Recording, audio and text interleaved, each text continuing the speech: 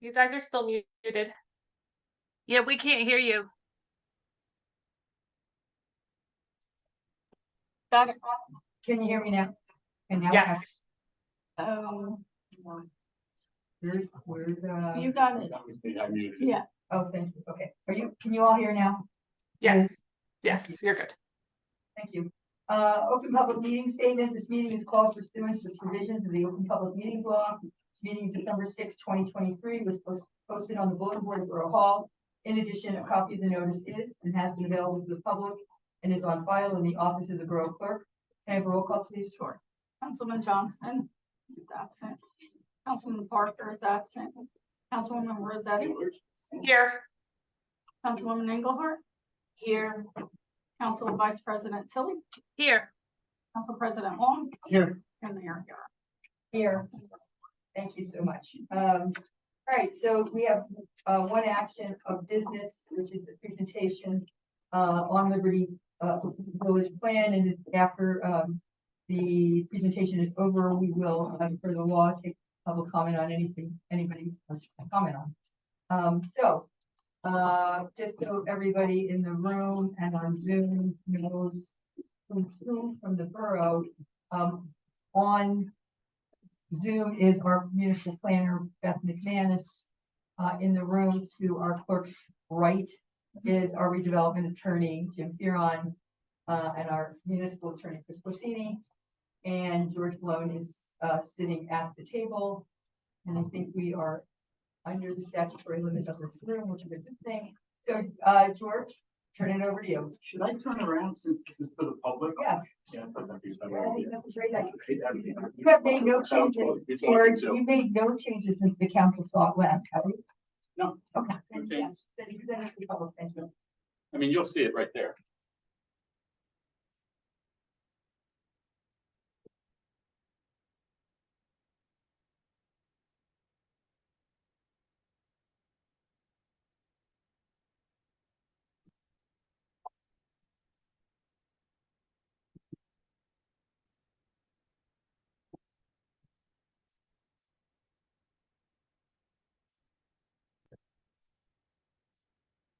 All right, well, good evening, everybody.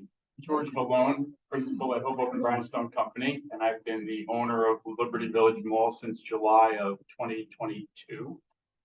And I'm here to show you tonight the updated plan. I see many of you were here at earlier presentations last year. And you may recall that the redevelopment plan adopted by the prior administration allowed for taller buildings. They were allowed to go 4 floors and 50 feet, and also 2-family buildings. They would call stack towns. And it also permitted 160 units of residential housing altogether, townhome housing. This plan is different in 2 respects. There's less height and there's less units. So we are now doing only 3-story buildings, not 4-story buildings. And we are doing, instead of 160 units, which were in the last concept plan, I believe you saw last year, we are doing 111. So from 4 floors to 3, and from 160 homes to 111 homes. So fairly significant scaling back. So let me run through the plan. Probably easier for me to stand next to the one here. I'm not sure how that's going to work with the people. Can people on screen? Can they see me standing here and pointing to things? I can't tell now because Do you want to ask somebody that's on one of the council people? That are on the You have to share your screen. Yeah, I'm sharing it right now, but I was wondering if you could see me if I'm going to get up and point to things on the screen you're looking at right now. We can see you, but we can't see the screen. So, yeah, it's on the computer screen. you can't. So you can see me, but you can't see the concept plan that's on the 2 screens here in the council chambers. Correct. can't We can see your screen sharing, but we just can't see the actual physical screens in Borough Hall right now. Can you show me this? Oh, okay. Can you show me this? This one. There you go. They're showing the same thing you're seeing, folks, but there you go. Now you can see George. So anyways, I'll have to describe what I'm talking. no, they can see this. They were saying they can't see that, even though it's the same. Can you Okay. get that over here? Push it. So, what you're looking at here is inside of red, inside the red lines on the concept plan is the portion of the property that is going to be the subject of tonight's presentation, what I call phase one. And you can see from the box that what we're looking at in phase one is 111 single-family townhomes. And they're grouped in bunches. There's three, what we call a three-pack, meaning three townhouses in a row. There's 3-packs, 4-packs, 5-packs, 6s, and some 8s. The mall site, which is the right side box here, covered with the surrounded with the red line, is all townhouses. The extension of phase one that goes out into the parking lot all the way over to the Oil Treatment Building is townhouses, a 5-pack, a 5-pack, and then 2 veterans apartment buildings. Each veterans apartments buildings is 3 stories and has 6 apartments, 2 per floor. And we're going to show you renderings and floor plans of all the products, the townhomes and the veterans buildings. We were able to, now you may recall that the entire parking lot, everything west of the railroad tracks, is in a flood zone. And so we were able to apply for a 20% waiver of the flood zone regulations with the State Department of Environmental Protection. And what we needed to do when you fill in a certain portion of a flood zone that's on your property, you have to compensate for that gallon for gallon on your property. So the farthest to the left area surrounded by a red line is what they call the compensatory storage, flood storage area. So basically, this is compensating by creating flood storage that doesn't exist today for the amount of the flood area that we're filling in over here. Last July, the Department of Environmental Protection adopted new flood regulations, which require every flood zone is now 3 feet higher than it used to be. If you're going to build in a flood zone, you have to build 3 feet higher than you used to build it. The old flood elevation requirement was 180 feet. I think it's 180.2 feet above sea level. So we now have to build to 183 feet, 0.2 above sea level to raise up this entire site. This part, the part to the right where the mall was, is not in the flood zone, only the part west of the tracks. So everything within the mall site, everything within the parking lot area that we are filling and building on, and the compensatory flood storage excavation area, which offsets the amount of storage lost over here on the 20% piece, is what's the subject of phase one and what we're going to talk about tonight.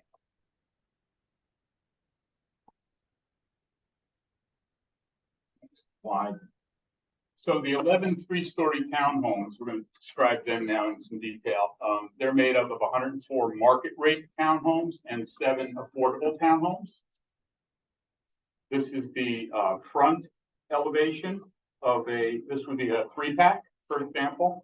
And this is the single family townhomes, is what you're looking at here. The front elevation, the part you would see if you drove down any of the new streets we're creating.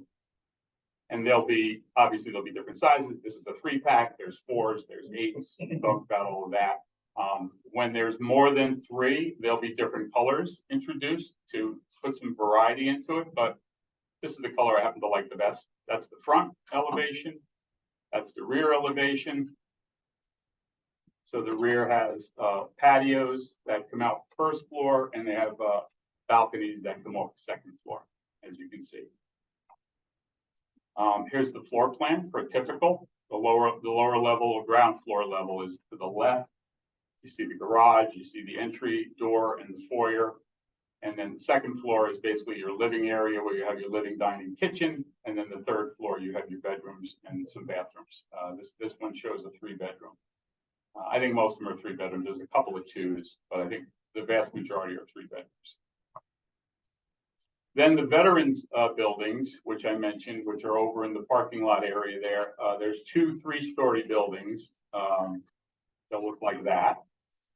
And they will have 6 apartments in each building. So there's 3 floors, 6 apartments. So there's 2 apartments per floor. And here's the first floor where you have some garage parking. The yellow ones are 1-bedroom units. The greens are 2-bedroom units. Second floor, 2 2-bedroom units and 2 3-bedroom units. And the third floor has 3 2-bedroom units and 1 3-bedroom unit. So these are for families. They're going to be priced under the affordability guidelines, and they're going to be targeted to veterans with disabilities. The next thing we're doing is we met with the Historic Preservation Committee, and they took a look at the property, and they had, even though the property other than 1 building is not in the historic district, the 1 building that is in the historic district is the 1 Church Street building, and that was an original building built in the 1800s as part of the Ferran Forge, which used to occupy the mall side of the property.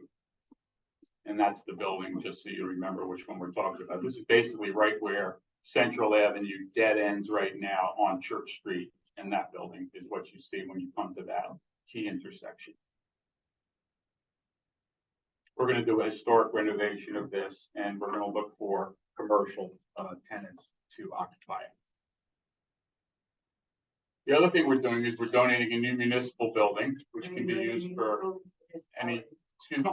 Donating a new building to the municipality. Right, exactly. We're donating a new building to the municipality, and it's the one right across the driveway from the 1 Church Street property, right along Church Street. This is where the Allies company is running right now, which does daycare for special needs adults, and they used to have a consignment store, which has since moved out, and the Allies folks have expanded into the entire building right now. And they're on a month-to-month lease. So after the donation of this building to the town, which will occur shortly after the site plan approval is granted by the planning board, because part of the site plan approval is a subdivision, and we need to subdivide these properties so that we can donate them and deal with them separately. Every townhouse is going to have its own lot, its own tax lot, and its own tax bill. And the 1 Church Street building, this one, and the 5 Church Street building, this one, they will also be on their own subdivided lot. This building comes with 16 parking spots, 14 standard stalls and 2 handicap stalls. And as I said, it'll be on its own lot, and the municipality can do whatever they like with that, including just letting the tenants continue to pay rent. That's what they want to do. The next thing we're going to be doing is we're going to be donating some recreation and flood control facilities, specifically a public park and a retention basin on Brown Street. The park is, this next series of slides will show the park from a number of different perspectives and show the detention basin. I just want to mention that the detention basin, the middle of Brown Street, where we own approximately 100 by 100 foot piece of property, is the low point on Brown Street. And it's also the low point between Main Street and Brown Street. And so what happens is when there's significant rain events, the rain travels downhill, as it likes to do, and it ends up piling up in the middle of Brown Street. And our property, our 2 properties, one of which is paved and one of which is just grass, seems to be the outlet for that water, because when it does pile up higher than the curb, it spills over onto our 2 lots. It finds open spaces in the mall, and it just plows right through the mall, over the railroad tracks, through the parking lot, and all the way down to the brook.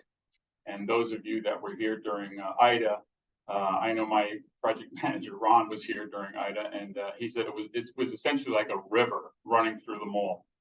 So what we have done is we have designed a 38,000 square foot detention basin on that property, on the rear 2/3 of that property, and a 7,500 square foot public park on the street part of that property.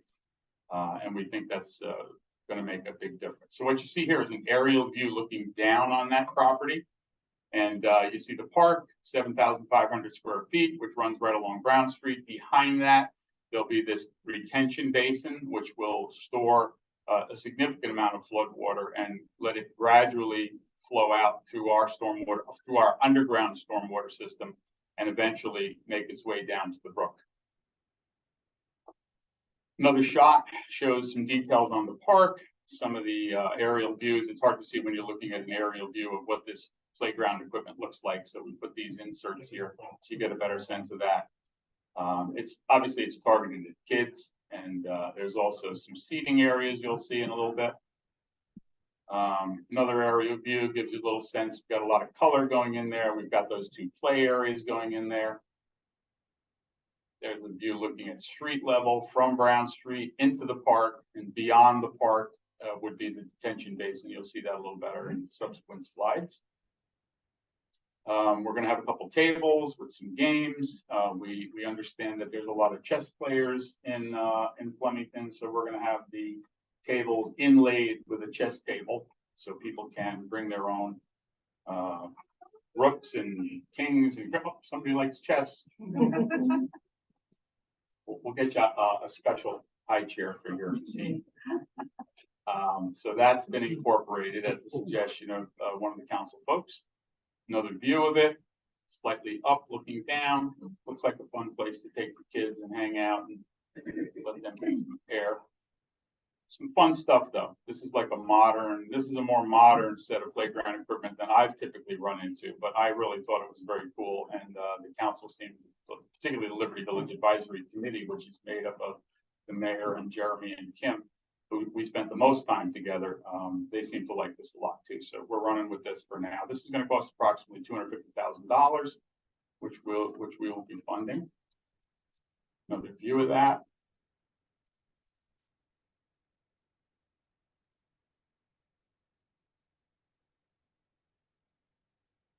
And now you can see an aerial view looking beyond the park into the basin for the playground. And this is a green infrastructure basin. So it has lots of plants and trees which create infiltration pathways, because under the new green infrastructure rules, you're supposed to treat stormwater in as non-structural a way as possible. And by that, I mean the old stormwater rules required, concrete basins with hard bottoms and pipes. And the new green infrastructure rules now require you to do it a little bit more the way Mother Nature does it. So there's plantings in this detention area there that will not only soak up water themselves, but also create infiltration pathways for the stormwater to percolate down and end up in the aquifer, which is the way nature does it. So there's going to be we're negotiating a pilot payment, which is a payment in lieu of taxes. It's not done being negotiated right now, but I just wanted to mention that. Oh, and then the next feature that the new DEP stormwater rules required that were adopted this past July was what they refer to as emergency dry access. So what they mean by that is if you're building in a flood zone and you're putting any type of use, it can be residential, commercial, or industrial, you need to provide an emergency exit way that is above that 183.2 flood limit now, the new increased flood limit, so that if people are working or living there and flooding starts to occur, they can get in their cars and they can get out on a road that is not going to be flooded. It's going to be above the new flood base flood elevations. It also provides emergency access to the municipality to get to their well-treated buildings. So I'm going to again point out a few things to you here. So this is the current, the light blue is where the old flood regulations were impacting the area, and the new flood elevations incorporated more space. And what it did was it now covers Stangle Road. So we are going to be fixing that problem by filling in this area. This entire area is now above base flood elevation. We're going to be raising Stangle Road from our site north, because as you can see, Route 12 is in the flood zone. So to provide dry access down to Route 12 doesn't help anybody. You have to provide dry access to a way that isn't in the flood. And just when you get slightly past the brewery, this dark area here is not our property, but it's partially owned by the brewery folks and partially owned by the distillery folks across the street. And we need to raise that up because we don't hit 183.2 till right here. So we have met with the operators and owners of the brewery, and we've met with the owner of the distillery. And we have explained how we're going to implement this road increase and also by protecting their properties by some additional work along the edges of their property. So that's what's happening to provide dry access. So that's not only allowing people to escape on a dry road, but it also allows the emergency vehicles from the town to get in. This is their well treatment building right here. And we have donated the land between the end of our site to the well treatment building for them to expand that well treatment building. And so this dry access road, actually, this road should actually go right to that, but for some reason my guys cut it off right there. But they're gonna be able to drive right onto the well treatment area in a flood zone and perform any type of maintenance or repairs they need to perform. So really the dry access increase of the roads is for people to get out in an emergency and for service vehicles that are working for the borough to get in. This is the engineering detail that's explains the specific particulars of how we're dealing with the two property owners on either side of that road. That's stuff that I'm going to be working with them. And so not really good to see. So in summary, there's going to be a massive increase in taxes paid. Right now, the property pays just a couple $100,000 a year. And it's going to be paying tens of millions of dollars a year property taxes. The new public park and retention basin we mentioned, there'll be 12 affordable family veterans apartments, 7 affordable townhomes. We're going to be providing $1.75 million of funding for new water infrastructure, 6.7 million funding for all new roads and utilities. There's going to be approximately $2.5 million environmental remediation conducted once we've demolished the entire mall. And that's a result of historic industrial operations, primarily the forge. The forge operated for about 100 years from around the time of the Civil War up until I think it was the 1950s or 60s, they shut down. They dumped a lot of bad stuff in the ground and some of that got into the groundwater. And so we're going to be cleaning up the ground and we're going to be monitoring the water. The water actually, since the forge stopped dumping stuff in the groundwater has been cleaning itself up. It's called natural attenuation. It's just the natural flow of groundwater and it's the natural infiltration of clean rainwater that ultimately continues to dilute that aquifer below the site. So by removing the remaining contaminated soil, it's going to slow that rate even more. It's actually going to stop the rate of the soil impacting the groundwater, and then the rate of the groundwater cleaning up is going to go even faster. And we will be monitoring that groundwater for the next 30 years to make sure that's exactly what happens. So altogether, we'll have 123 new families calling Flemington home. And that's the whole thing. I'm going to zip it on back up to the concept plan, just in case there's questions. I'll be all set back at the beginning. Okay. Thank you, George, so much. So now, he's finished. I'll open it up for comments or questions. This is not a public hearing. It's really, it's your show. We just want to know how the public, what they think about this. There's no requirement in the law for us to do a public hearing. The planning board will have to, but the council, before we move this forward to the planning board, we wanted to get feedback from the public. So I do need your name and if you could spell your last name for our new clerk, because she's still getting to know all 4,800 of you in Flemington and your street address. We'll start with people who are here. And thank you for coming out. It's a bitterly cold night. I'm going to just go through. I'm going to look at to the right side of the room, which is your left side of the room. You're looking at us. So anybody in this area, can you come up to a microphone, please, and just what's your name, spell your last, your street address. Mark Peters, 35 Brown Street. What's your last name? I'm sorry. Spell it, Peters, please. P-A-B-E-R-S, The address 39, 35. 35 Brown. I have a bunch of questions, so I don't know how much you guys will let me talk, but first thing I want to say is I'm really nice, and I appreciate the park and all additional work. I know You've got to speak into the microphone, Rose, You want to because take it we're with you? recording it, so you gotta take it with them. It's just hard when you're right behind them. Sure. So no, I was saying, I saw the original plans and I appreciate the work that was done so far. You know, taking the height down to the 3 stories. I was curious, what was the setback from Brown Street now? The setback from Brown Street is gonna be approximately 30 feet. And then, And I mentioned one other thing, because it's right on that question. There used to be a bike path running along the boundary line between your backyard and my property. That's been eliminated now. That was to provide access to the, what used to be the front door of the townhouse, which is away from the street facing you guys' backyard. We've eliminated all that now. The front door is now in the front on the street side. The bike path that would have put a fair amount of traffic up and down along that part, that's all gone. And you can see that on the concept plan, that's all gone now. I guess, kind of keeping on that same track, between the property lines.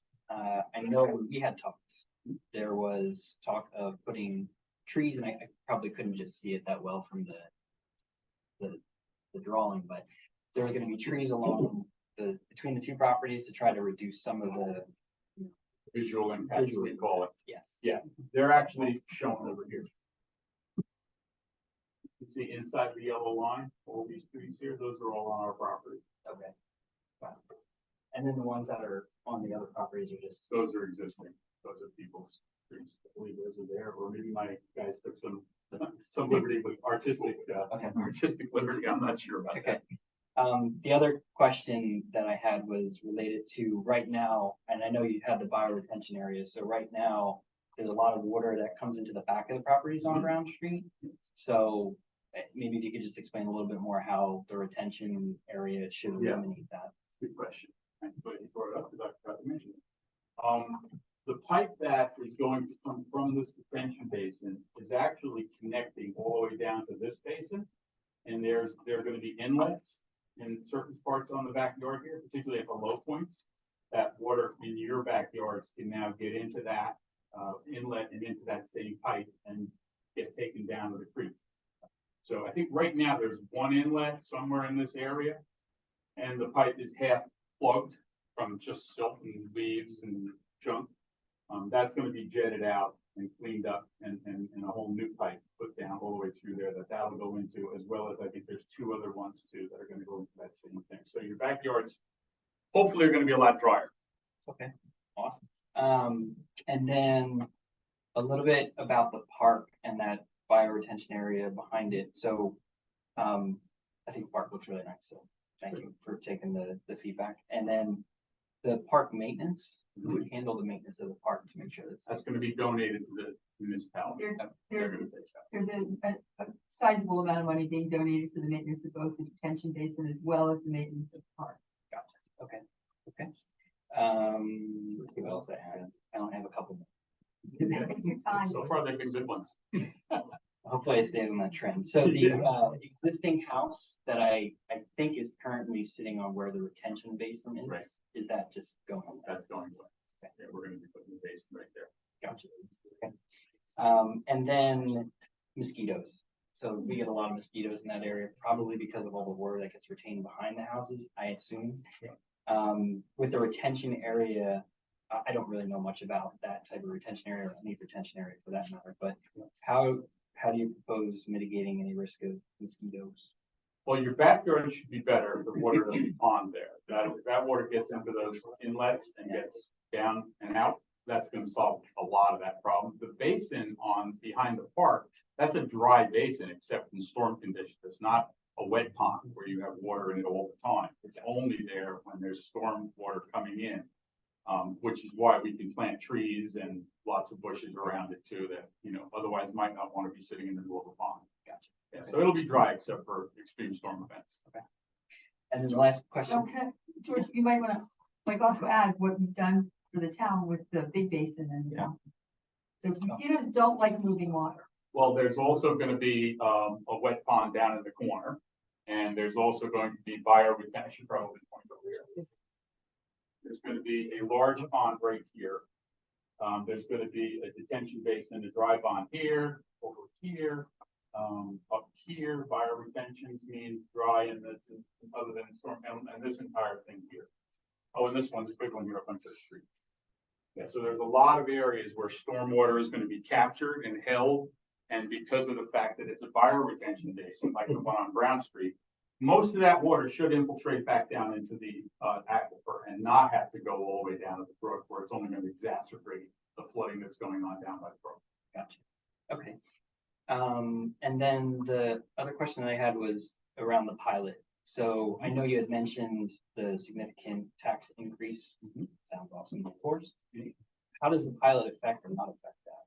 If that's something that's approved? With the pilot that's being discussed right now with the town, there's a massive increase in taxes. It's massive. And I don't want to. Probably. Yes.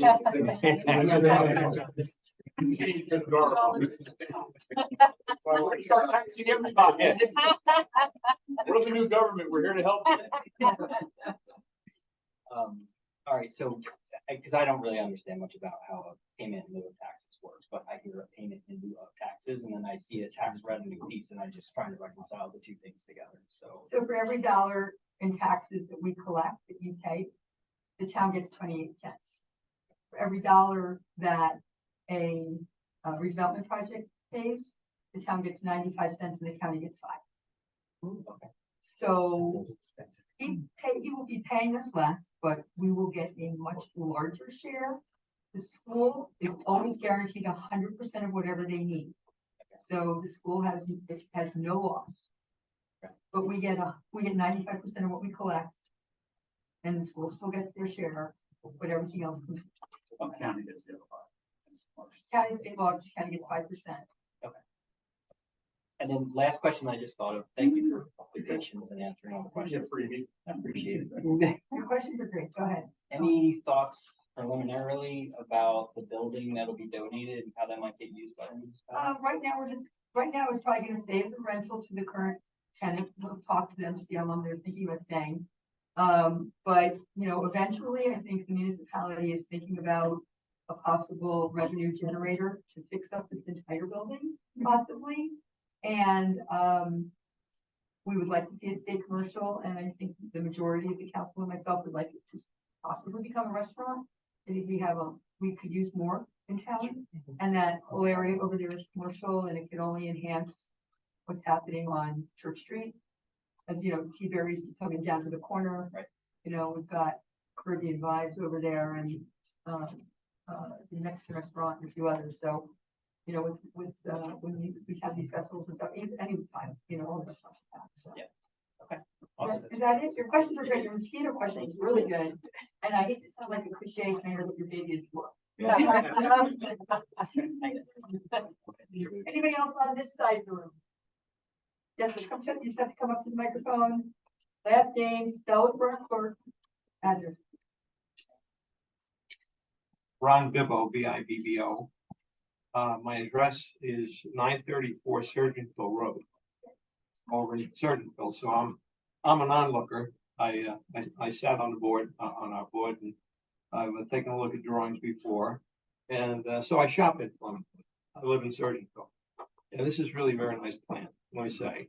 As Shade Tree Commissioner, I was always concerned to see how they would fit into should I call this a subdivision? No. It's a subdivision. Subdivision like this, because we really don't have those, but the grassy areas, the trees, the layout. So my observation as an onlooker is congratulations, you've done a great job with it. Thank you. We've gotten a lot of heartache over it taking 11 months, but I think personally, I think it's a far better plan than it was, but. Yeah, beautiful. And even if you don't ask questions now, if you want to, I'll be coming back on the right side. So anybody else on the right side? My right, your I left? guess I'm leaving.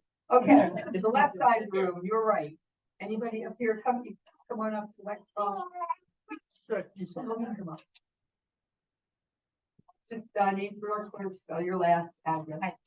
Ellen Indo, I-N-D-O-E, and 41 Brown. I think Mark addressed a lot of the questions that I have, but I'm just gonna kind of go a little bit deeper in some of the questions. So I think I just wanted to call out real quick, when you're talking about the distance of the buildings from the property line, and I'm thinking of 30 feet, I'm thinking about 3 stories high. Even with trees, I understand that there will be some encroaching on the property. And that was one of my initial concerns right away, with having it only 30 feet from the property line. So I think that I just wanted to state that that was something that I initially expressed in the first plan, regardless of what's in between. But that's just something that I'm concerned about, and how it will impact my vegetation on my property. I have a lot of planting in the back end of my property, so that's something that's very important to me. And so I just wanted to call that out. Also, in terms of privacy, having that second story patio is very concerning. I know even with the trees in the way, I have small children. I really don't feel comfortable with having that kind of windows and opening and access to people looking down on my backyard. I have 6-foot fences for a reason. So that's a real concern to me. And I know it is a concern that many of my other neighbors have expressed as well. So I just wanted to call that out. The other thing I wanted to kind of touch base on is, what is the height of the building? I know you're saying 3 stories, but that's a pitched roof. So that's really looking much taller than a typical 3-story building. And I'm just concerned of what the height is on that. Probably with the pitch, at the peak of the pitch, it's probably up at about 35, I'm guessing. Close, plus or minus a foot or 2. They used to be up closer to 50, you may recall. And I know you had the same concerns with it. Now it's 35, you gotta give me a little break. And you're gonna be looking down on them too, from your upper floors. I don't know about that. My house always by the street. But yeah, and then I think the other questions I had, and I love the park. I know my kids are going to be very excited. And they're hoping you put the park in tomorrow. That'd be great. Well, it's only tomorrow, maybe over the weekend. Wonderful. I know you don't have anything going on this weekend. But I think, I think that's something that I think my concern is I'm just not very familiar with the bioretention basin. And in terms of the safety, because of the proximity to a park, I know there is fencing. Fencing has never stopped my 4-year-old from getting somewhere. So I'm just concerned about the safety, having it so close to a park area. I know there's a lot of young kids in that neighborhood that will be playing. So I just wondered a little bit about the liability of the park and just the safety that comes with that piece as well. Well, it has a very, very gentle slope down. And as I talked about earlier, it's going to be planted with grass and bushes and trees. So even if they did climb over the fence, as long as it's not full of water, because it just had a huge downpour, it's just going to be like planting a grass hole in the ground. It's only about 3-4 feet down. George, there's no big pipe for a kid to crawl into? Well, there is a pipe. There's an overflow pipe, but nobody can crawl into it. They're all covered now with rebar thick grates, so that none of that happens. It also keeps trash out of the system too. So it's that small that it Okay. keeps trash out. So it's definitely going to keep kids out. Okay. And they won't go in there. I mean, you're not even going to be in the park. There's a huge rain event, and there's water pouring in from Main Have you Street. met my children? Well, maybe you would. Just go outside. Just watch it until all the water infiltrates away, and it's a nice dry basin. All right, and then I think the other questions I had was, I know initially in the original plan, we had talked about not just trees, against the property line, but also some kind of other, structure. Just, as you know, trees fall, Well, it's and, gonna be a fence. It's gonna be a wooden So, fence like there okay. is now. and what height would the fence? Same height. I think what's 6 feet, I think. I can't remember exactly what the height is, but I think it's about 6 feet. Yeah, Ron knows. He said 6 feet. Okay, all right, and I think those are some of the main questions I had. If I come up with any more, We'll circle back. Thank you, Ellen. And thank you for, working with me over these last few years and having all your neighbors involved as you did. It was very helpful. Okay, anybody else on this side of the room? Come on up. that's Right. Annabella Tavares, 4 Wiesner Lane, Can you spell your last name? Tavares. Thank you. All right, so, our biggest concern is water. So, when we were looking at this and kind of considering the map, you mentioned working with the 2 buildings between Wiesner Lane. Now, Wiesner Lane continues on to three other homes or three other properties, two of which have residents in them now. And we are concerned because we back or at the end of Reasoner Lane, or the one side of Reasoner Lane is onto wetlands. So how does that fit into your plan? Well, under the current guideline, I have to provide dry access to any of the improvements on my property. I don't have to provide that for all the people around the property. However, when we get into phase two, which we're gonna start working with the mayor and the advisory committee right after our planning board approval on phase one, so we can get phase one started, we're then gonna work on phase two. We have all properties around the site currently on option, 2-year options. So we now control this parking lot. We now control the restaurant site, the towing operation and Dela Cruz right here. And we have this wooded lot, which goes right across the street from you, Reasoner Road. We have that on option 2. So and we also have the third home down your street, the one owned by the guy from Newark, Mr. Choi. We now have him on option. So we are going to try to incorporate Reasoner Road, at least the last piece of Reasoner Road, which is the largest lot on Reasoner, I believe, as part of phase 2. And if that is worked out and we can come to agreement with the council and the mayor on what phase 2 could look like, and we've had some preliminary discussions, I don't think we're far away at all, then you would end up having Reasoner Road raised for dry access. But it's just not part of phase 1. Right, but here's phase 1, right? So here you have this whole area here, here's my house. Yep. And the house next door. Yep. This area here is all wetlands. So the wetlands currently they're wetlands with no homes here, with no raising, with no. So how will all of this here and what you're doing in between the buildings impact wetlands that already exist? Yeah, there'll be no change because we compensated for the amount of land we filled up against that wetlands area. We compensated by building that storage basin on the far left side. So there should This be, one here. yeah, that replaces gallon for gallon, the amount of water that was stored by the piece we're filling in. And so there'll be no difference between whatever happened during the rainstorms prior to this all happening and what's gonna happen once this is all built. And we will see models as to how that will, like, we'll see whatever plan, like this to me, okay, water is a terrible beast. And, we've lived through devastation of water, so it concerns me. And you can say, oh yes, right here, gallon per gallon, you're gonna be safe. And until it happens, when all of these homes are in place, and until it happens, until we get an IDA or, another one like that, we won't know.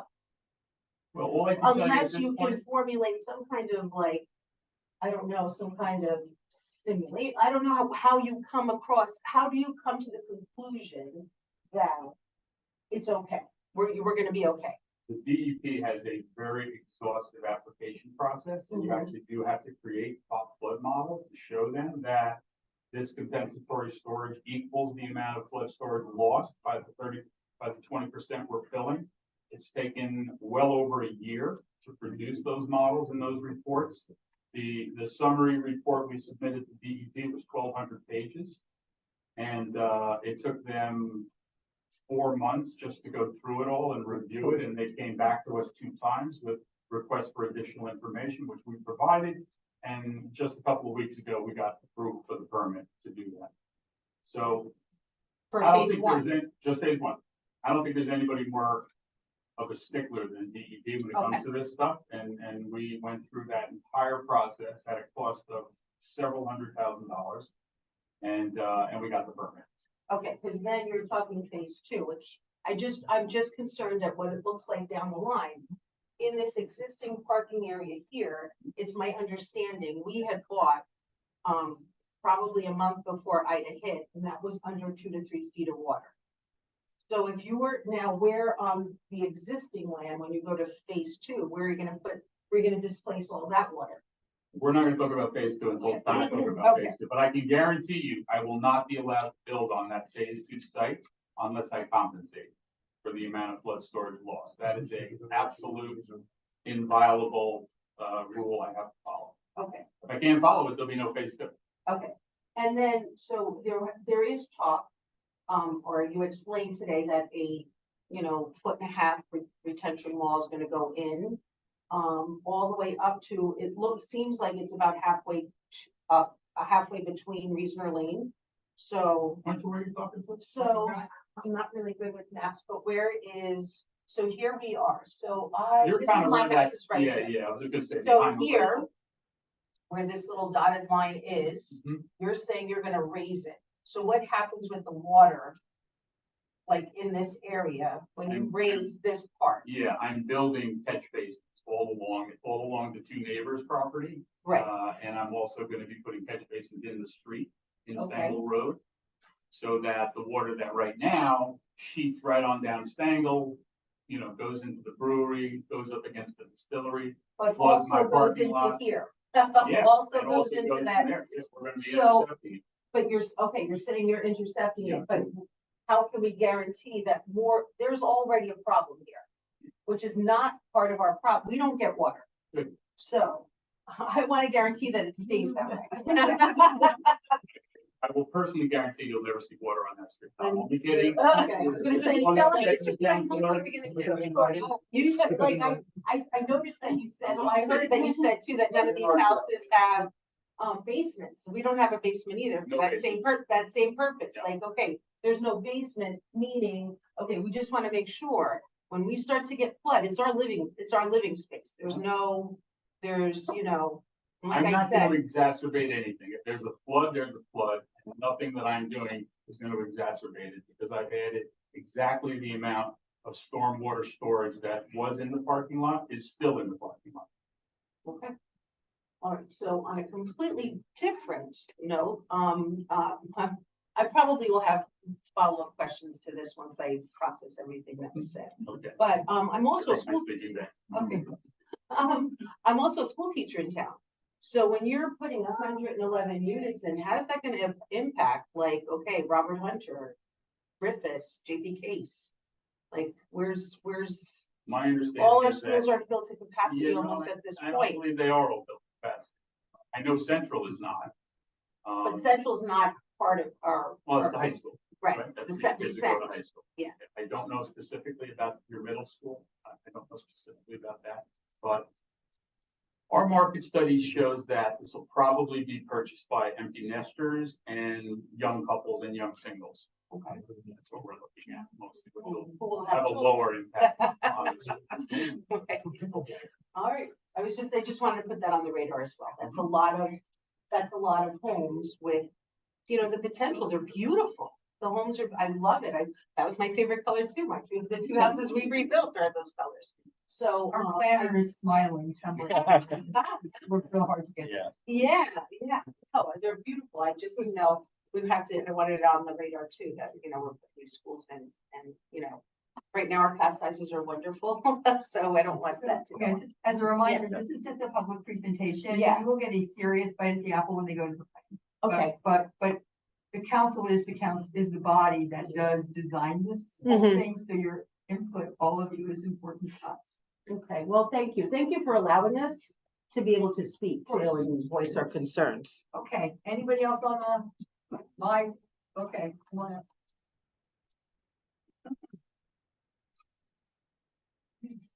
Diane Becker, 44 Stangle Road.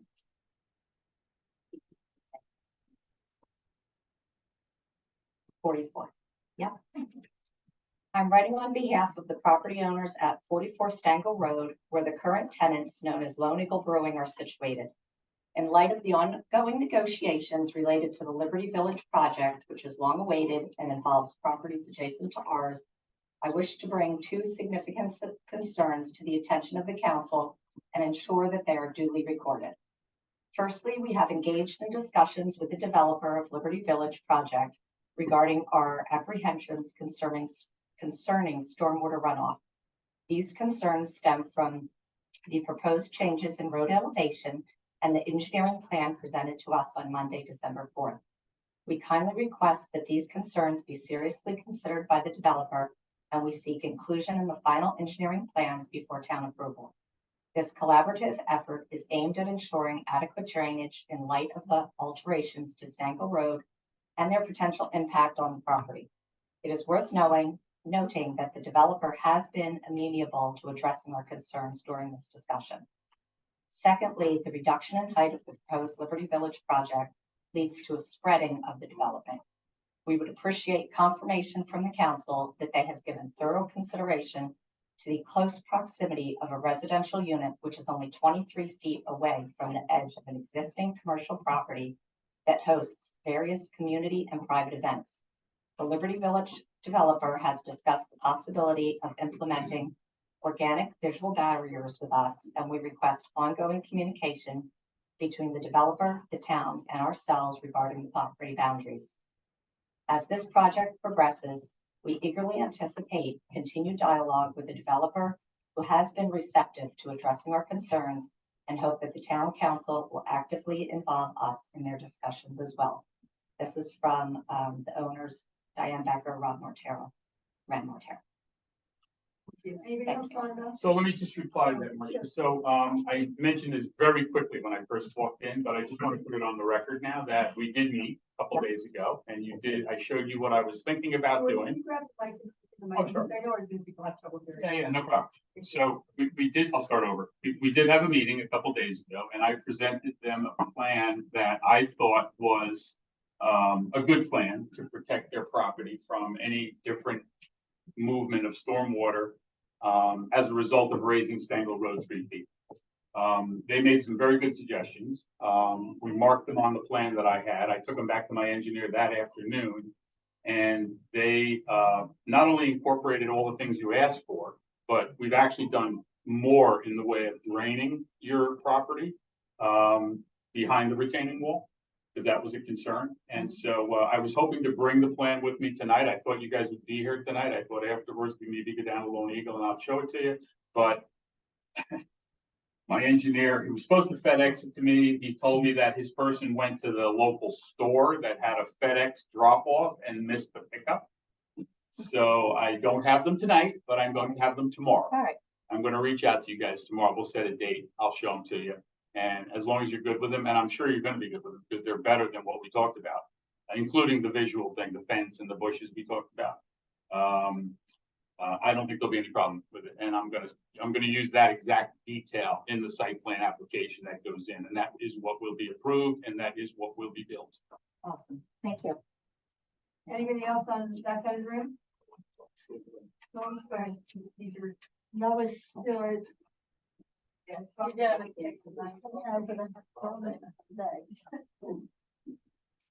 You want to share? Lois Stewart, 32 Emory Avenue. You do not speak about parking at all, and I'm very concerned about, you know, all these cars. The project applies with parking, the parking per resident and guest parking, 100%. Where are they located? Well, the parking for the residents are in their garage and in their driveway, and then there's additional parking areas. Here's some guest parking over here. The rest of this is for the 9 Church Street building. Here's some guest parking over here. Over here, there's some more guest parking. Over here, there's a bunch of guest parking. So we sprinkled it throughout the development as much as we could. And it complies 100% with the code. The code has certain requirements for parking per residential unit, for parking for the multifams, for the veterans buildings, and for guest parking. And we comply with it 100%. But the parking will be in the front of the buildings for the residents. Right. We'll have a parking garage and a driveway. So there'll be 2 parking spots off-site along the streets. And even for the 3-bedroom ones, they'll only get 2 parking spots. Right. That's what's required. Okay, I was also wondering, you talked about the pilot. How many years are you seeking a pilot? We're seeking, well, we were seeking 30, but only the affordables are going to be looking at 30. The market rates, if we come to terms with the borough, will be 22. 22. Thank you. And I think it's wonderful that you're doing the playground, but I have some concern about all the impervious coverage.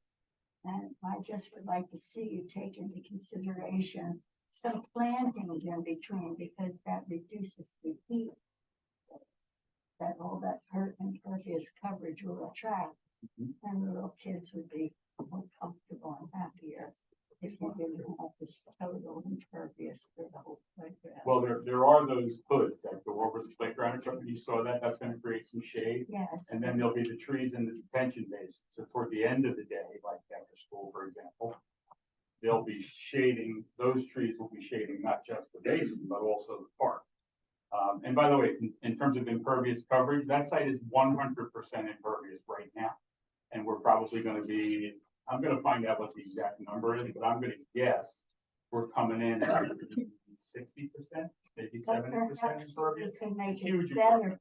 but perhaps we could make it better for the kids and you could put in a couple of tree wells in those where the shade isn't, because there's all sorts of research that shows that greenery and trees not only are aesthetically nice, but they are for the well-being of our physical and emotional, psychological health. And there is a outfit called, I think it's called Land for Public Trust or something like that. And they work with schools, I know, to develop good playground situations for children. And I'm just asking you to look at that playground and So take a look at the plan, Lois. There's 4 trees along Brown Street. That'll cover the early morning sunshine, which is coming from the east. And then, as I mentioned, as the sun swings around to the west, we've got a whole bunch of trees in the basin. The larger the circle, the larger the tree. So I think we've got a lot of trees to help with that, what you're talking about. And then in addition, you notice that there's shade covers above some of the equipment. well, yes. So that's gonna help keep Well, the I'm equipment cool just too. asking for your consideration. Sure, no, I think we answered it. Now, does this plan show?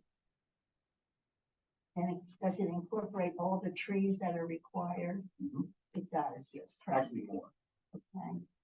And, I was wondering if the outside of the buildings are written in stone. I mean, the gray one was nice, but the veterans one looked a little hodgepodgey. It's the first time the council has seen it too tonight. We've never seen a rendering of it. So Yeah, Okay. I just got it. So I'm just asking if there could be a little consideration taken to make it look like it fits into Flemington better than that. That looks more like Hoboken, wherever you're from. Hoboken. It's like Flemington. Well, So I'm maybe. asking you to kind of think about. I'll talk with How the the external- mayor and advisory committee and Beth McManus, their planner, has been very helpful in just pointing out different kinds of details that would be more contextual with Flemington's architecture. And I'm perfectly willing to consider all that. Okay, I just got this myself. I thought it was okay, but I think it can be approved. thank you. And you mentioned that you anticipate most of these residences being empty nesters or newly married. And I'm wondering, why do we have 3 bedrooms if we don't expect families? Well, they can have their kids over, their grandkids. I have my kids and grandkids over all the time. I put them in bedrooms. Because Could be a whole. well, I just have the same concern with this woman's raised, or one woman's a teacher, raised about the school systems too. Because I would like to have some information as to how near capacity our elementary schools are. And I assume that by the planning board hearing, you'll be able to provide that information. I have the numbers for the high school. I don't have the numbers for the schools in Flemington. If I know Jeremy, who can probably help me get to the right people. Oh, yeah. The local schools. We'll look into that. Sure. anybody else in the room? Anybody else in the room? Okay, anybody? Carla, can you, I can't, We'll have to bring them up. okay, is anybody with their hands up on Zoom?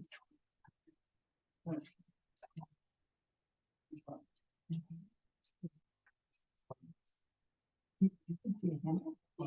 Right there. Oh. Is this him? Wait, oh, Robin? Wait, it keeps on jumping. Right there. This guy? Oh, no, it did jump. Yeah, it jumped. Sean. Both of them have their hands up, Carla. Okay, we'll go with Robin first. There's no way to see that on here. That panels thing, no, Okay, because I can't. I have, I can, in the future, yes. It's been tried. Robin, Yes, I am unmuted.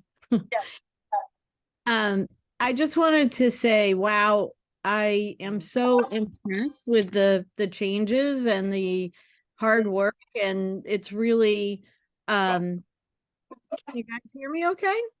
Robin, come out. introduce yourself, please. Oh, all right. Robin Lapidus, Executive Director of the Flemington Community Partnership. Thank you. Thank you. I'm sorry about that. And our office is at 50 Stengel Road, where we don't have water problems in our particular office, except during Ida, and we fared pretty well. So, but I just wanted to say, I really think it's very clear that everybody's worked really hard, to improve this project, and it's vastly improved and many important things have been, improved and looked at and changed. And I really appreciate the hard work. It's been my experience with George that he's very willing to talk to everyone as much as possible. Even to the extent that some people didn't want to talk to him as much as he probably wanted to talk. But what I really want to say is, in his report, he said 125 new families. And I think that's not totally accurate, because from my experience, there's a lot of people who would like to be able to make a move, who live in Flemington Borough and would like to find some other kind of type of housing. And there just are very few options. And there's also very few houses on the market at any one time, which, makes a move because your kids have all moved out of the house, or your house is too big, or your house is too small, or whatever the reason for a change might be. There's very few options for living in different kinds of housing in Flemington Borough. So I'm not really sure that all of the families moving into Liberty Village will actually be new. I think there will be lots of people who live currently in the borough who want to move to other housing. And that is what one of our housing studies said, that people want to stay here. They just want to live in a different type of housing. And then the other thing is, while we deal mostly with commercial, I can't even tell you how many people have asked when is this a possibility of a place for them to move to. So I think that living in Flemington is very desirable, and that people will really want to live here, and that it will help provide customers for our businesses and allow new businesses to come and flourish. And that's all I really want to say. Thank you, everyone, for making this a much better project. Thank you, Robin. Carla, I can't see who the next person is, so you just have to tell them to say their name and their. Stephen Fox. Yep. Stephen Fox is going to be opened up in a second. Mr. Fox, can you please just give your name for the record and spell your last name and your address? Wait, yes, unmute. You have to unmute yourself. I got it. Stephen Fox, FOX, 21 Mine Street. Just two questions. In light of the targeted audience for the veterans apartments being handicapped, I didn't see any accommodations for people in wheelchairs. Oh, no, they're all handicap accessible. Can you grab your mic, Oh, please? Yeah, they're 100% designed for handicap accessibility. I don't know if those floor plans show that yet, but they will be if they're not yet. And are there elevators to get up to the other floors? Will be elevators to the upper floors. Oh, excellent. Second question I had was that there's been a proposal to have a skate park in town. Was that considered for the playground area? No, Okay. That's Any- it. Are you done, Mr. Fox? I'm sorry. Yeah. Carla, is there anybody else with their hands up? No, I don't see anybody. I'm gonna Oh, go, wait, I'm one's gonna go one. back in this room to see if anybody else has come up with anything that they want to ask. George? just so you can see on the floor plan, you see the elevator near the stair floor? Mhm. So they are in there. I don't believe you can see it. Oh, Lucinda, you're the only one with your hand up. You can come back up. It's falls in line with the elevator, just a statement, you know what I'm going with the store. So my other life, I do emergency medical services, and I just want to make sure the elevators are large enough to fit a flat structure without having to bend it, which often happens in these types of facilities, which is really helpful when you have a dire medical emergency. Our OEM coordinator is nodding furiously. Yes, with but that. we're asking for a stretcher. And George is writing it down because he thinks it's a good idea. It is a good idea, and I think it fits that. I just have to measure it. It's too small to measure this format. Excellent, excellent suggestion. As far as, Okay, so the only other, oh, please come up to the mic, please. It's the Zoom people. We can. hear Okay, you, but yep. They can't. Actually, the other question that came to mind was, we are now, I know that, Reasoner Lane is, well, first, Reasoner Lane is a private lane. So even in between the two buildings, that's private.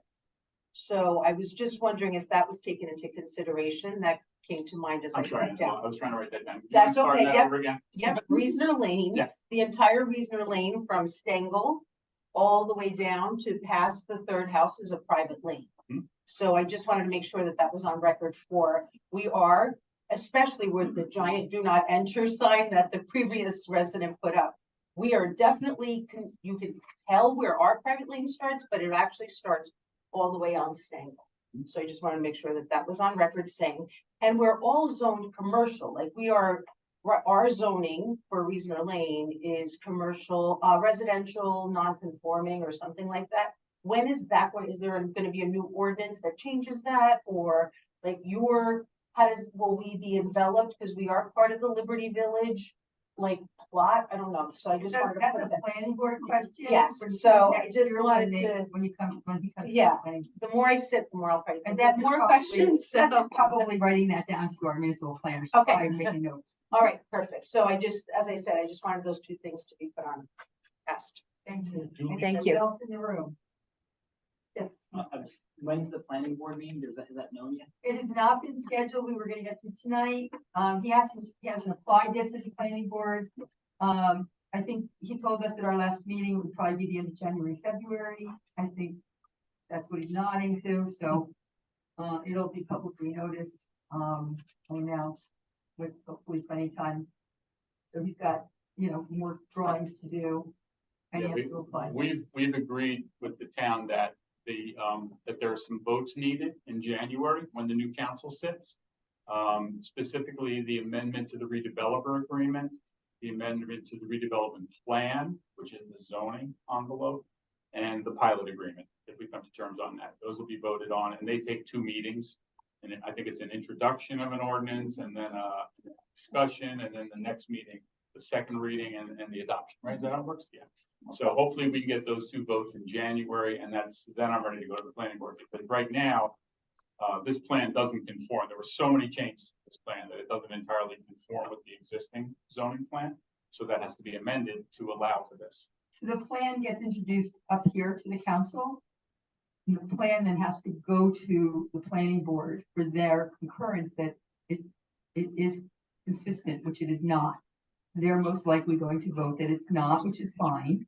And then the council will override them with the ordinance. So it actually gets 3 looks, once up here, once at the planning board, and then back again here. So it's all formalities, it's all the law to make sure that there's consistency or inconsistency, but we know it's inconsistent. What I just heard, maybe I didn't hear right, is, it'll go to the planning board and they're gonna say it doesn't conform, which. With the current, go ahead. Yeah, I want to make that a little clearer. Yeah. The planning board votes on whether the plan is consistent or inconsistent with what the council votes on. So what there's a little bit of a difference there. So I want to make that clear. A year and a half ago, when this plan came in front of the planning board was charged to vote as to whether it was consistent with the master plan. The planning board is charged with a completely different responsibility in this scenario as a area in need of redevelopment. The only thing essentially the planning board is voting on is whether the plan is consistent with the plan that was agreed to by Right. the council. Thank you So for there's explaining two that. different, And our it's a planner, little, it's like legalese, so I'm sorry if I didn't make that. no, you made it clear to me that our planner is currently working on the amendment to make sure it's consistent with the agreement. So our side is working on that document to make sure it's everything that's in there is what we've agreed to. So, It's kind of a very narrow path that the planning board is even allowed to review. Essentially. You may want to, Mr. Fox still has his hands up, so I don't know if he's done or if maybe ask him to take. well, his hand I was off gonna and go back, stuff. I was gonna go back to Zoom in a Okay. second. I just want to go back to this room if there was any other follow-up took us questions in in this room. Okay. And if not, are there any other follow-up questions on Zoom, I don't see anybody with their hand up. except Mr. Fox? No, he took No, it. It's gone, okay. Seeing none, then, no, who's that with their hand? Is there, I can't tell, but it looks like it's No. No. Okay, Can I mention one more quick thing? yes, George. So hot off the press, on one of my news feeds from NJ.com, Flemington is one of the 10 hottest real estate markets in the United States. So. Sell your house now. Yeah, but it never will be.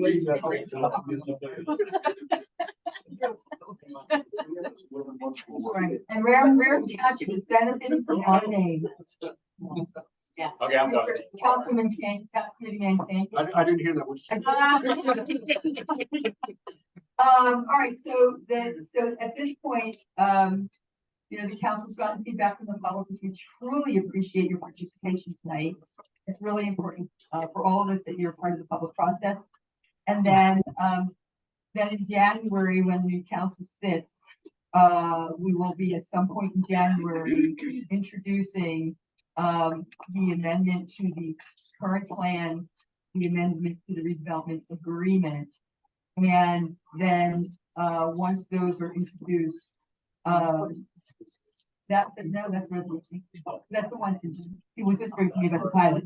The pilot is done by resolution, the other two things, is that which one? You don't think it's done by resolution, you think it's done by ordinance? So the pause. I think it's ordinance. Which one of them is done by resolution? They're redeveloped. The agreement is done by resolution. Okay, so the pilot and the plan will be introduced by ordinance. And then whenever they are voted in by the second reading, we will also do by resolution the agreement, which is. Marcia, I'm sorry, but when there's more than one person talking, I can't understand what anybody is saying. So if we can limit it to just one person, I know I would appreciate it greatly. I can do that. Thank So- you. You're welcome. That's the calendar. So sometime in January, there'll be two ordinances introduced.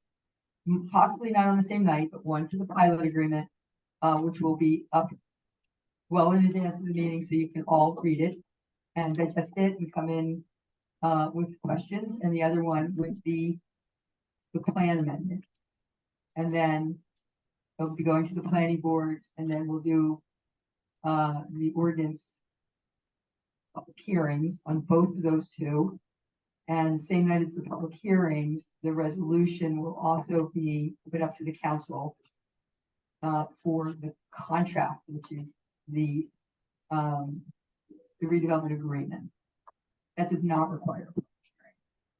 But I think it's still important if people want to make comments and questions on it. So the attorneys may go, oh gosh, but I do think, I know from other redevelopment, public hearings in this town, there is a restriction about when the public have rights to those out. So I think it's important that you do. It's your tax dollars. So, okay, so thank you very much. If we don't see you, we have one more meeting for the year, which is on Monday night. And if we don't see you at time, have a great holiday season, everybody. Thank You too. Do we need to adjourn? Yeah, can I have a motion to adjourn? Oh, wait, no, I just said this is now open to the public for comment or on anything that you want to talk about. If you have any public comment. No, anything at all. No, it's by law. I gotta have a public. I think I have to put the public. All right, can I get? Liz, can you understand anything anybody's saying? Yeah, I know. Can I? No. In the room to settle, because I do have by law a public comment period. So I do have somebody from the public who does have a comment to make or a question that's got whatever, because it's a public comment period by law, you can ask on any topic at all. Thank you, everybody. About the lower part of the water. Oh, it's all right. All right, I need your name, Phil, Okay. for the record, spell your last and your address. Billy LaRue, LARUE, 69 Catherine Street. So it's not up anymore, but we have. Okay, I'll wait. LARU. Yeah.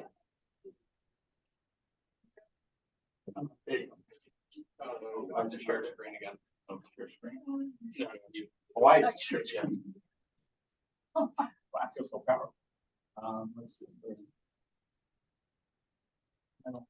You still have to zoom up or did you? Oh, I probably got out of the scene. Well, if you want to show. So on your screen. Yeah, I mean, everybody saw it, where the detention pond's gonna be down at the bottom, Right there. and a lot of people were concerned about water.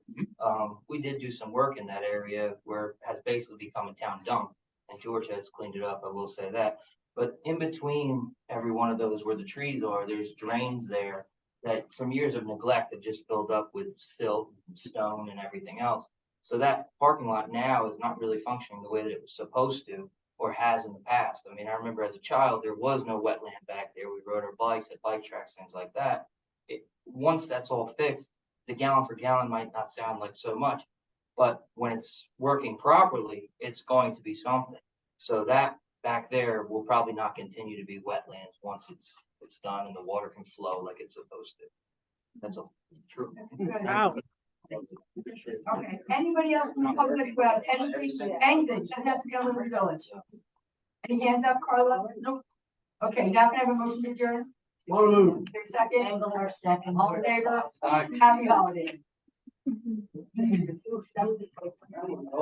So- I was supposed to forget.